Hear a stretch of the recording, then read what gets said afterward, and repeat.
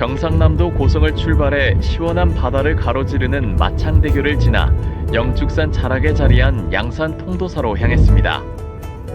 7월 19일 일요일 우리는 또 통도사로 향했습니다. 무더운 여름날이었지만 통도사는 언제나처럼 고요하고 평온한 모습으로 우리를 맞이했습니다. 이번 통도사 순례의 미션은 3가지였습니다. 첫 번째는 무풍한 송로를 천천히 걸으며 천년 고목이 들려주는 자연의 숨결을 느끼는 것. 두 번째는 통도사 공양간에서 공양하기.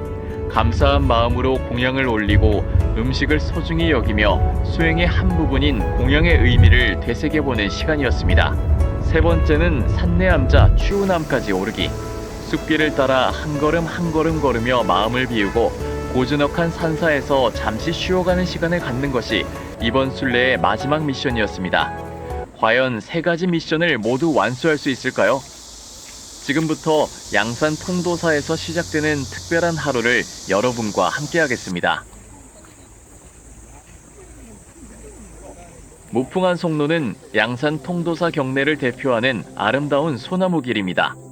무풍한 송은 바람이 불면 소나무가 춤추듯 흔들린다는 뜻을 담고 있으며 오랜 세월 통도사를 지켜온 노송들이 만들어내는 고즈넉한 풍경을 상징합니다. 이 길에는 수백 년의 세월을 견뎌온 아름드리 소나무들이 줄지어 서 있어 사계절 내내 운치를 더합니다. 특히 여름에는 짙은 소나무 숲이 시원한 그늘을 만들어 순례객과 관광객에게 편안한 쉼터가 되어주고 맑은 소량과 새소리가 어우러져 자연 속에서 마음을 비우고 수행의 의미를 되새기기에 더없이 좋은 장소입니다. 무풍한 송로는 단순한 산책길이 아니라 통도사를 찾는 이들이 천천히 걸으며 자연과 하나 되고 자신의 마음을 돌아보는 수행의 길이기도 합니다. 한 걸음 한 걸음 옮길 때마다 소나무의 강인한 생명력과 자연의 평온함을 느낄 수 있어 많은 사람들이 꼭 걸어보는 통도사의 대표 명소로 사랑받고 있습니다. 무풍한 송로에는 특정한 전설이 전해지지는 않지만 오래전부터 수행자들은 이 길을 걸으며 마음을 다스렸다고 전해집니다. 소나무는 사계절 푸른 모습을 잃지 않는 나무로 불교에서는 변하지 않는 수행자의 마음과 절개를 상징합니다. 그래서 통도사를 찾는 스님과 순례객들은 무풍한 송로를 걸으며 자신의 마음을 돌아보고 번뇌를 내려놓는 시간을 가졌다고 합니다.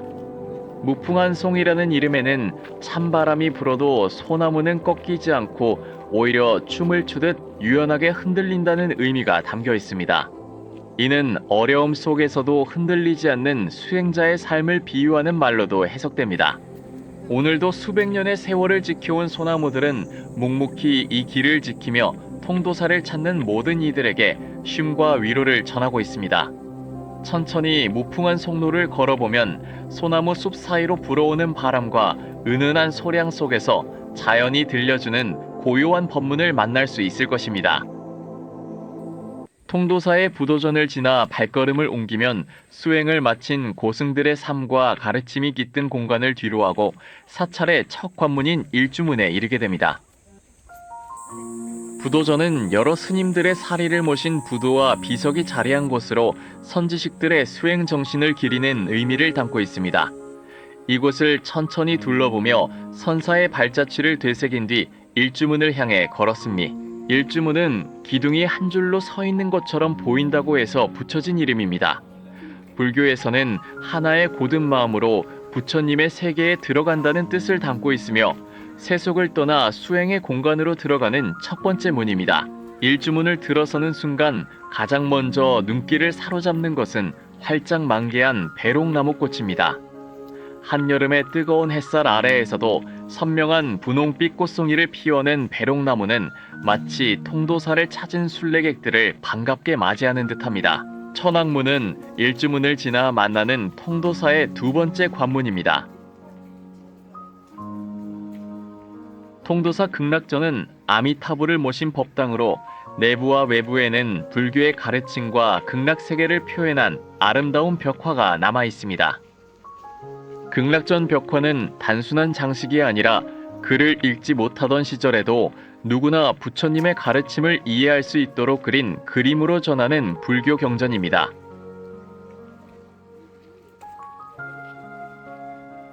사찰을 찾았다면 빼놓을 수 없는 시간이 바로 공양간에서의 공양입니다. 사찰을 찾았다면 빼놓을 수 없는 시간이 바로 공양간에서의 공양입니다. 불교에서 공양은 단순히 식사를 하는 것이 아니라 부처님의 은혜와 자연, 그리고 음식을 준비해 주신 모든 분들께 감사하는 마음으로 받는 수행의 한 과정입니다. 통도사 공양간에서는 누구나 질서를 지키며 감사한 마음으로 공양에 동참할 수 있습니다.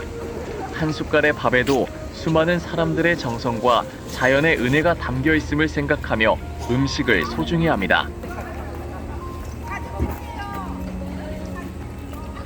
공양간에서 감사한 마음으로 공양을 마친 뒤 다시 발걸음을 옮겨 치유나무로 향합니다. 맑은 개울을 가로지르는 작은 다리를 천천히 건너면 시원한 물소리와 숲의 푸른 기운이 순례객을 반갑게 맞이합니다.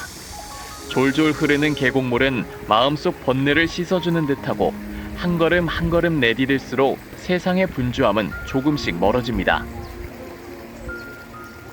치유나무로 이어지는 길은 가파르지 않지만 자연과 함께 호흡하며 걷기에 더없이 좋은 산길입니다.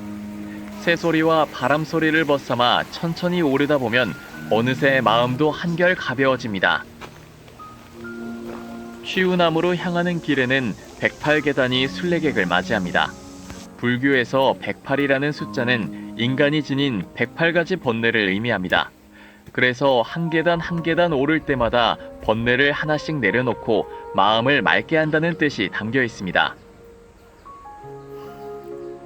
계단을 오르며 숨은 조금씩 차오르지만 발걸음을 멈추지 않고 끝까지 오르다 보면 어느새 몸의 피로보다 마음의 평안이 더 크게 다가옵니다. 이 108계단은 단순히 높은 곳으로 오르는 길이 아니라 자신의 마음을 돌아보며 수행하는 순례의 길입니다. 한 걸음은 감사의 마음으로, 또 한 걸음은 겸손한 마음으로, 그렇게 108계단을 모두 오르면 치유남의 고즈넉한 풍경이 순례객을 따뜻하게 맞이합니다. 힘들었던 발걸음은 어느새 잊히고 마음속에는 고요함과 평안만이 남습니다. 치유남은 영축산 자락에 자리한 통도사의 산내암자로 푸른 산과 맑은 숲이 어우러진 고즈넉한 수행 도량입니다. 108계단을 오르고 나면 세상의 소음은 점점 멀어지고 산사의 고요함이 순례객을 맞이합니다. 치유남이라는 이름은 푸른 구름이 머무는 암자라는 뜻을 담고 있으며 이름처럼 맑고 평온한 분위기를 느낄 수 있는 곳입니다. 암자 마당에 서면 영축산의 아름다운 자연이 한눈에 펼쳐지고 산바람과 새소리만이 주변을 채웁니다. 이곳에서는 많은 수행자들이 정진하며 마음을 닦아왔고 오늘날에도 통도사를 찾는 불자와 순례객들에게 쉼과 수행의 공간이 되고 있습니다. 잠시 걸음을 멈추고 치유남의 고요함 속에 머물러 봅니다. 바쁘게 살아온 시간들을 내려놓고 자신을 돌아보는 순간 마음속 번뇌도 조금씩 옅어지는 것을 느낄 수 있습니다. 오늘 통도사 순례의 마지막 목적지인 치유남에서 자연과 수행이 하나 되는 특별한 시간을 보내며 다시 일상으로 돌아갈 힘과 평안을 얻어봅니다. 오늘도 양산 통도사에서 모풍 한송로를 걸으며 자연의 아름다움을 느끼고 공양간에서 감사한 마음으로 공양을 올린 뒤 108계단을 지나 치유남까지 함께 순례해 보았습니다. 짧은 시간이었지만 바쁜 일상을 잠시 내려놓고 몸과 마음을 쉬어가는 소중한 시간이 되었기를 바랍니다. 앞으로도 아름다운 사찰과 우리나라의 문화유산, 자연이 들려주는 이야기를 꾸준히 전해드리겠습니다. 영상이 좋으셨다면 좋아요와 구독, 그리고 알림 설정 부탁드립니다. 여러분의 응원은 더 좋은 영상을 만드는 큰 힘이 됩니다. 시청해주셔서 진심으로 감사합니다. 다음 순례길에서 다시 찾아뵙겠습니다. 성불하십시오.